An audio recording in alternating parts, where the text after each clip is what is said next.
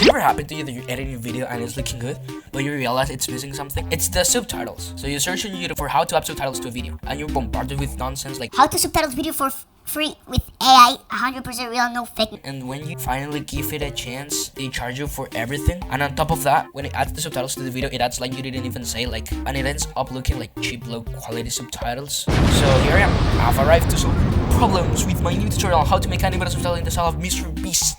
To start, we'll be using DaVinci Resolve, the best video editor in the world. Actually, you can make the subtitles in any program, but for this tutorial, I'll be using DaVinci. First, we'll create a new project. We'll drag the text into the project, then go into Google and search for MrBeast fonts, which is Comica Axis. Download it, install it, and then restart DaVinci. Apply the font to the text. Then we'll give it a color. Once that's done, we'll go to the shading section and select the second option. We'll enable it, set the thickness to 1, and change the color to black. Then we'll go to the third option, enable it, and lower the opacity slightly.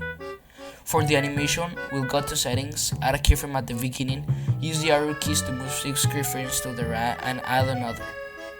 We'll go back to the first keyframe and change the size to 0. Then we'll go to the keyframe section, select the curves, disable all parameters, and enable the zoom.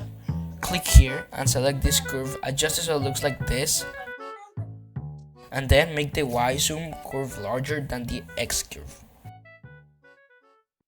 Finally, you'll have your customizable subtitles. To create multiple subtitles, press Alt and then drag them to duplicate them. Align them with the voiceover. Remember to drag the keyframe from the beginning so the animation isn't erased. You can adjust the size in the text section, and this is the result.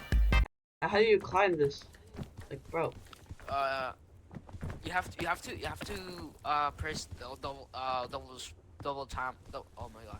You have to press spacebar twice. Spacebar twice? Yeah.